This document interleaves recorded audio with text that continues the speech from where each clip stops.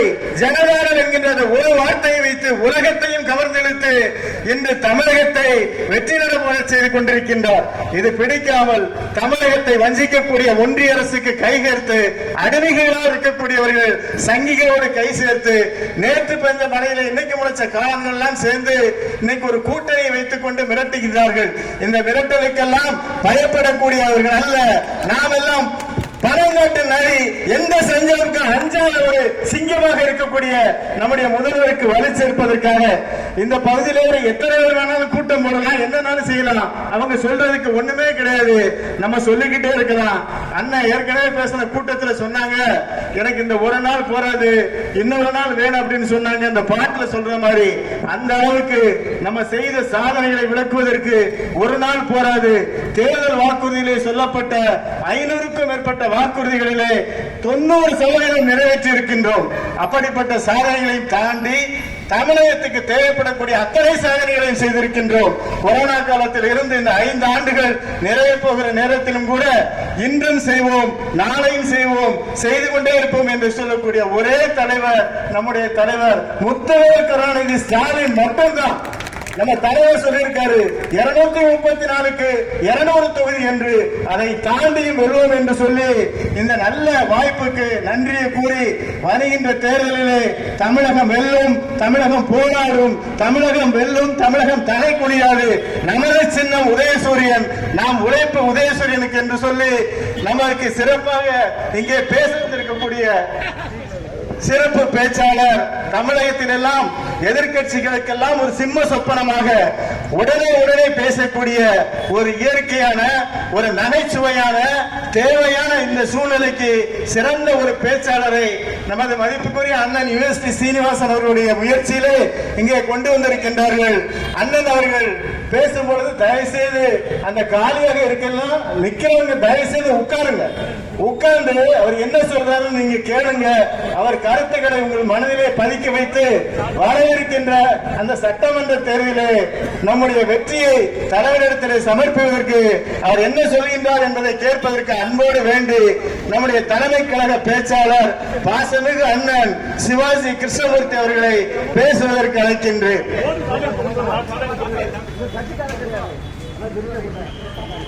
போற வயசுல இவ்வளவு கோபம் எதுக்குன்னு எனக்கே 67 வயசுங்க.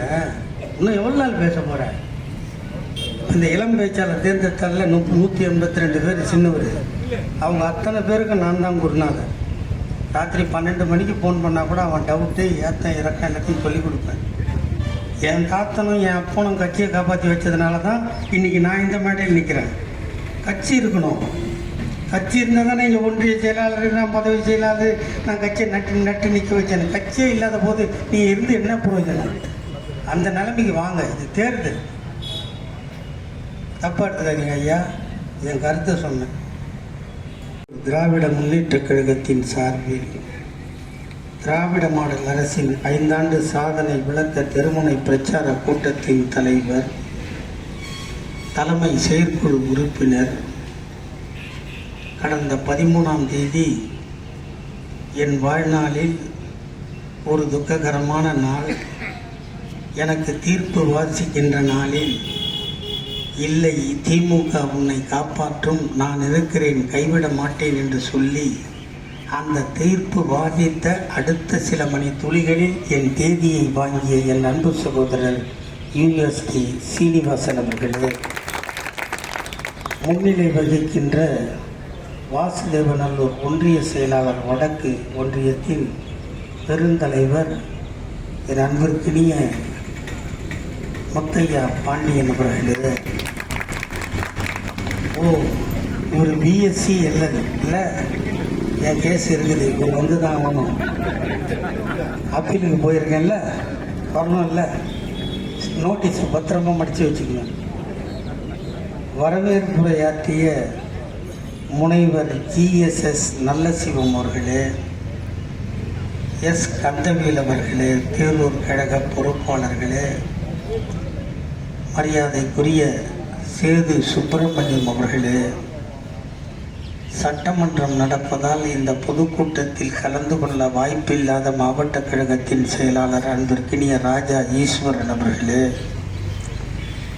டாக்டர் சு செண்பக விநாயகம் அவர்களே, மாநில மருத்துவ அணி துணை செயலாளர். அவர் பேர் எவ்வளோ நீட்டாக இருக்கோ அவ்வளவும் படிச்சிருக்காரு.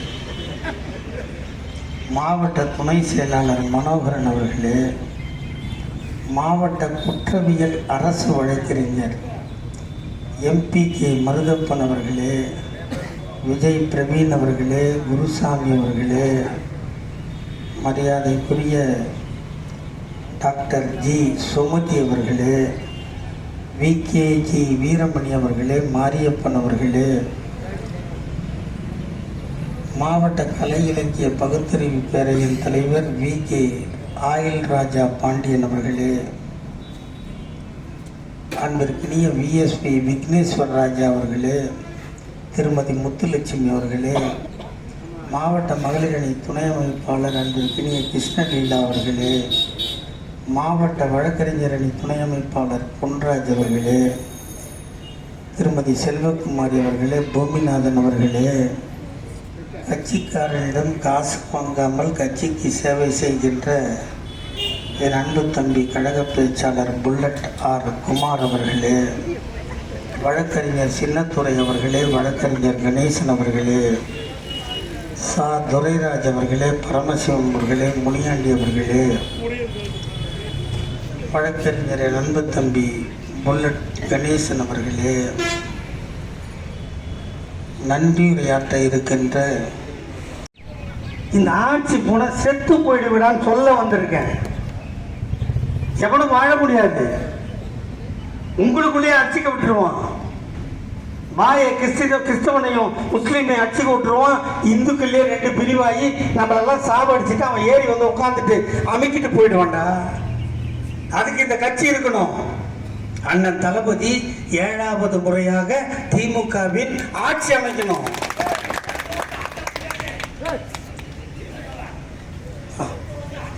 இப்ப நான் ஆடுறேன். நான் சொன்னேன் எனக்கு ஏற்கனவே ஆடி போய்க்குதுடா பாவி. நீ வா முன்னாடி வந்து உட்காரு. ஒரு கட்டிங் இருந்தா வாங்கி வைடா பாவி. நைட்டு வரடா டேய் பஸ் ஏறதுக்கு முன்னாடி. நல்ல ஊர் தான் எனக்கு. சத்தியமா மறக்க மாட்டேன் இந்த ஊரை. இந்த பேய் படத்துல தான் அங்கிருந்து ஒண்ணு கிளம்பும், இங்கிருந்து ஒண்ணு கிளம்பும், பின்னாடி இருந்து ஒண்ணு கிளம்பும். ஊருக்கு ஒண்ணு கிளம்புனா நான் எங்கடா போறது சாமி? அவரை விடுங்க. அவன் நம்மாளுங்க விடுங்க. நம்மாளுங்க விடுங்க. அவன் பொண்டாட்டி 5000 ரூபா வாங்கியிருக்குன்னு நினைக்கிறேன். இவன் போய் என்ன பண்ணியிருப்பான் தெரியுமா? அப்போ விட்டு சொத்தை பிரிப்பான்ல. என் கட்சி என் ஆட்சி 5000 ரூபா போட்டது எங்கள் தலைவர். 2500 ரூபா நீ எடுத்துக்க, 2500 கொடு. அவன் முடியாதுன்னு இருப்பான். ஒரு 500 ரூபா ஒன்று எடுத்துக்க, 2 ரூபா கொடுன்னு வாங்கி அதில் சரக்கு அடிச்சிருக்கான் ஆளு. இன்னைக்கு 4.25 வருஷம் ஆகுது ஆட்சிக்கு வந்து. நான் இதுக்கு முன்னாடி பேசின அவரை விட்டு வாங்க. நீங்க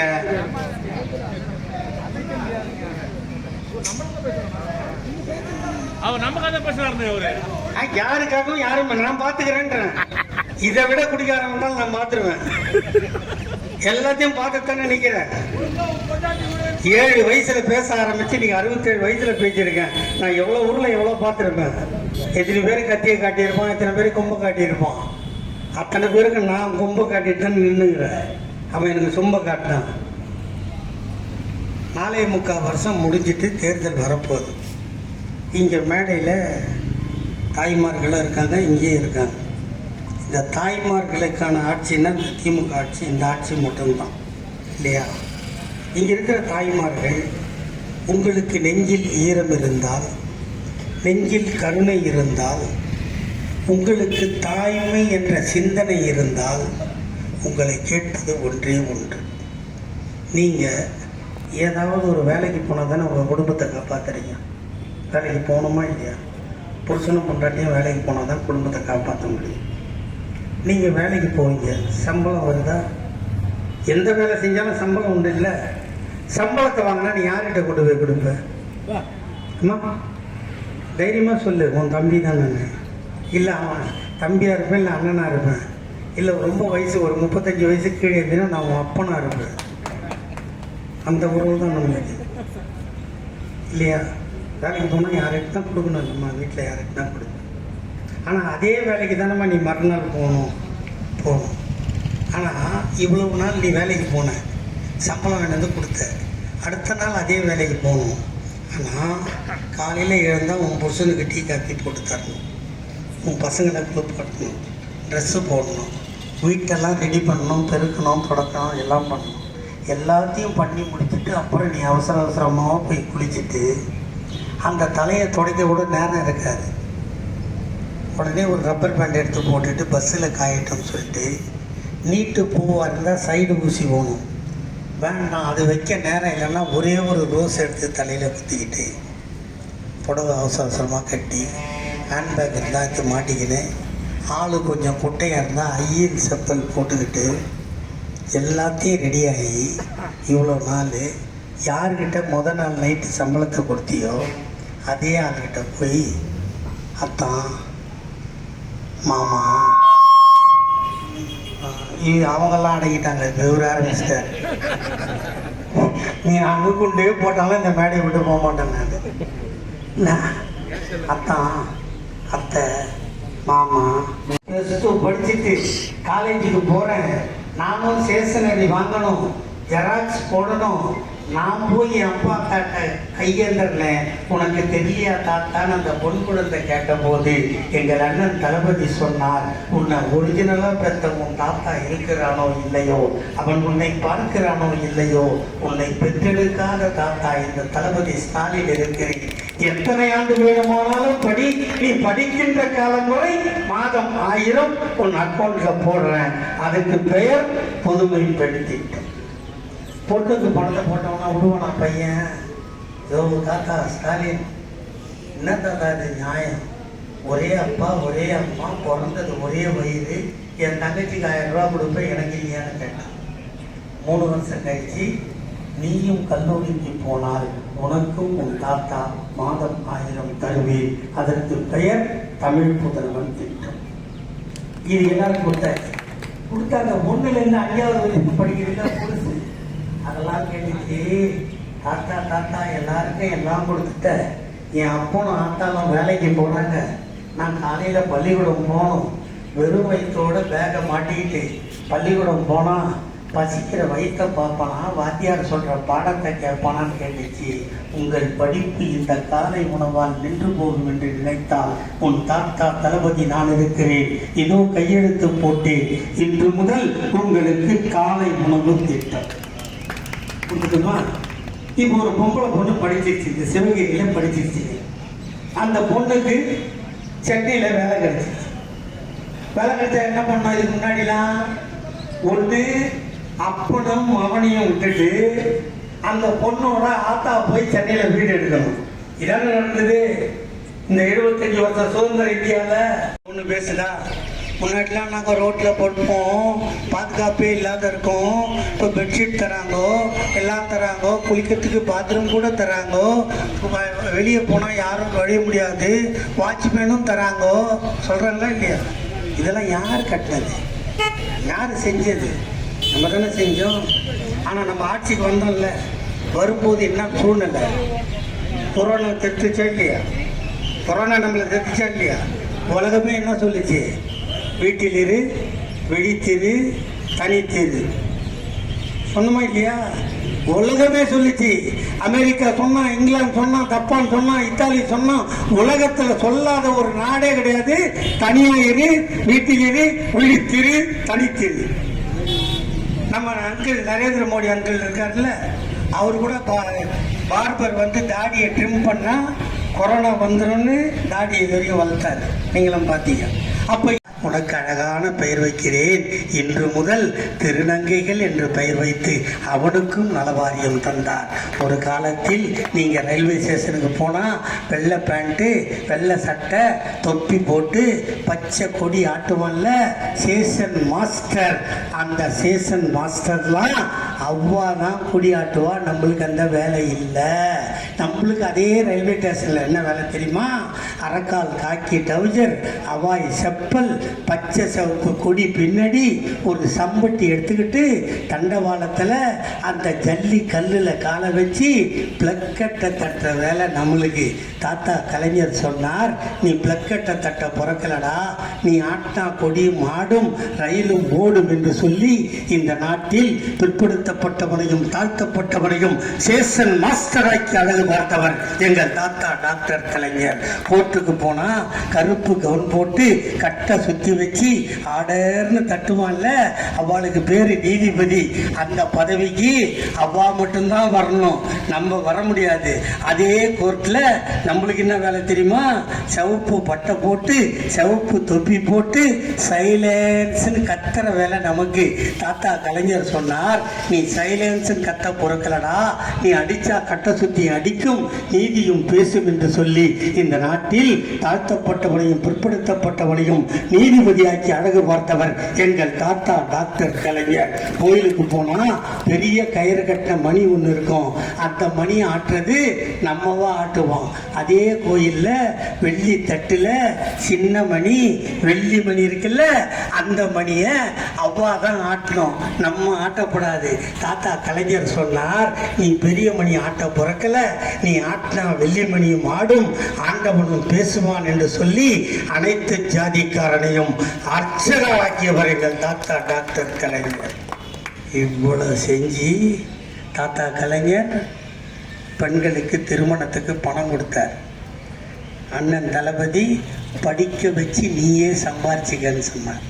எல்லாம் ஆம்பளைங்கடா பாவி, கல்யாணம் பண்ணால் புள்ள பிறக்கணும், பிறக்கலன்னா என்ன சொல்லுவோம்?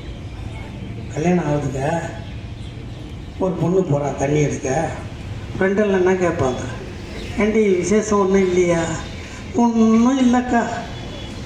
என்ன சொல்லுவான் அந்த பொம்பளை? அப்போ உன் வீட்டுக்காரன் வேலைக்கு ஆகலையான்னு கேட்பாங்களா இல்லையா? அந்த பட்டப்பேர் எங்களுக்கு தேவையாடா? எங்கள் தலைவர் தாத்தா கலைஞர் ஆண்மை இருந்தது, எங்கள் அண்ணன் தளபதி பிறந்தான், எங்கள் தளபதிக்கு ஆண்மை இருந்தது, எங்கள் அண்ணன் உதயநிதி பிறந்தான், எங்கள் அண்ணன் உதயநிதிக்கு ஆண்மை இருந்தது, எங்கள் தம்பி உதயநிதி இன்பநிதி பிறந்தான். ஆண்மை இருக்கிறது, பிள்ளை பிறக்கிறது. இல்லை என்றால் ஆஸ்பத்திரிக்கு போங்க, எங்களை பார்த்து அடி வயிற்றில் அடிச்சுக்காரு. இது திமுக. அதுக்கும் தாண்டி என்ன சொல்கிறான்? கலைஞர் ஓகே, ஸ்டாலின் ஓகே, உதயநிதி என்ன பண்ணார்? அவர் ஏன் இவரை சீக்கிரம் துணை முதலமைச்சர் தொடர்ந்து ஒரு செத்தாலும் சாப்பிடும், இவர் இந்த நாட்டை காப்பாற்று வரான், அதை நான் நம்பணுமா? சொல்லுங்க பார்க்கலாம். ஒரு பொறுப்பு வந்தா கண்ணி இந்த சேலத்தில் பாருங்க, யாருக்காவது ஒரு சேர் போட்டாங்களா? தெரியும், யாருக்காவது ஒரு சேர் போட்டாங்களா? நம்ம இது வரைக்கும் 5 மாதம் நடத்திக்கிறோம். சேரு 12 பொருள் உள்ள ஒரு பை எல்லாம் கொடுத்தோமா இல்லையா? நான் கட்சி நான் ஒரு கொள்ளடிக்கிறேன், நான் கொள்ளடி வரி கட்டாத ஏமாத்தின திருடன் தான்.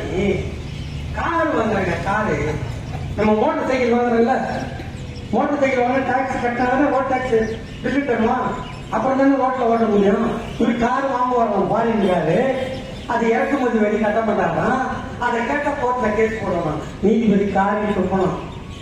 நீ சினிமாவில் மட்டும் ஹீரோவா இருக்காத, நிஜத்திலையும் ஹீரோவாயிரு, பணத்தை கட்டான்னு சொல்லணுமா இல்லையா?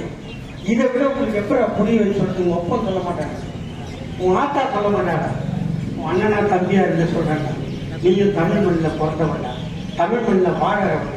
இன்னொன்று சொல்லுதுங்க, பரீட்சை இன்னைக்கு இது காலேஜ் பரீட்சை முக்கியமா, அண்ணன் விஜய் முக்கியம்னா இதானா? அப்புறம் அது அரியணை ரசனத்து பண்ணவங்க வியான வாழ்வாங்க.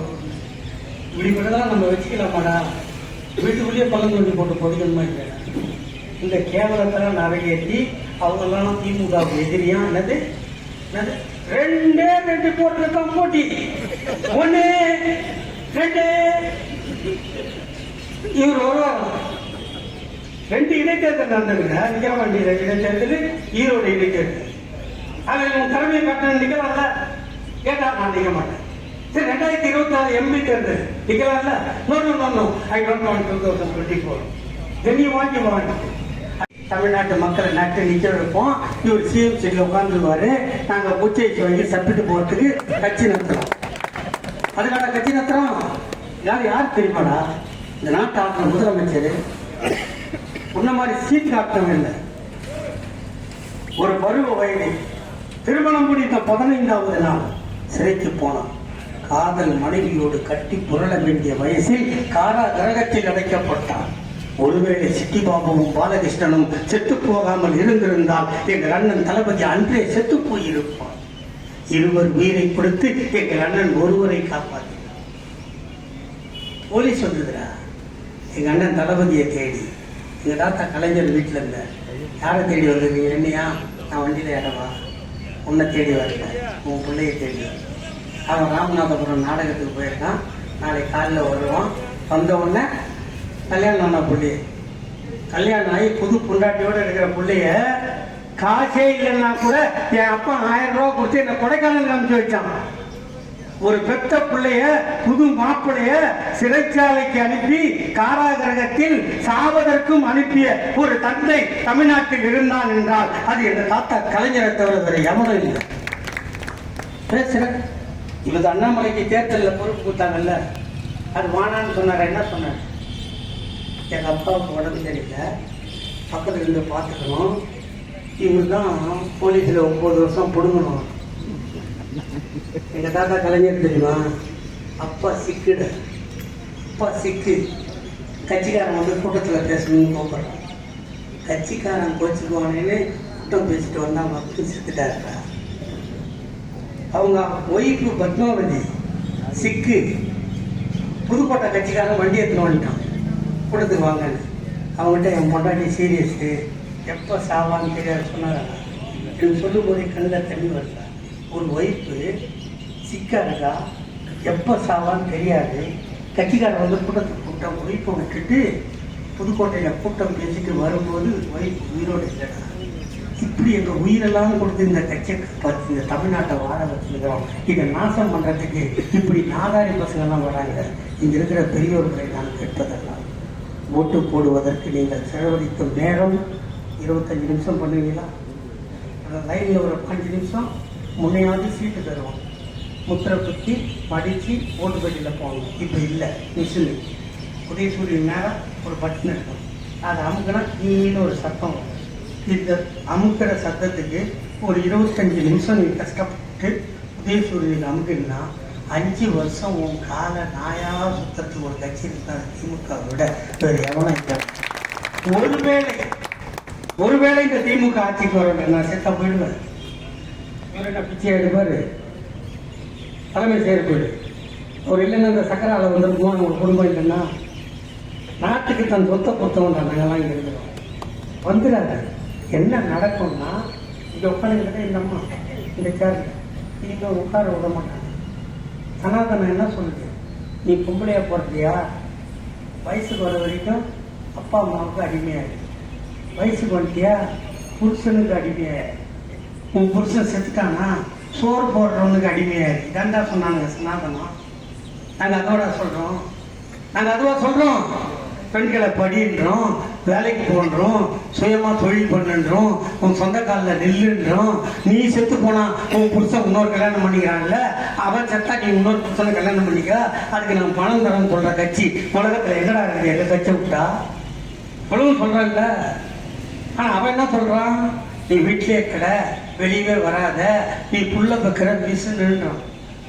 அதிகாலையிலே வந்து கிளம்பி சிவகிரி பேருந்து நிலையத்திலிருந்து செல்லக்கூடிய பஸ்ஸிலே செல்லும்படி அன்போடு கேட்டுக்கொள்கின்றேன். அது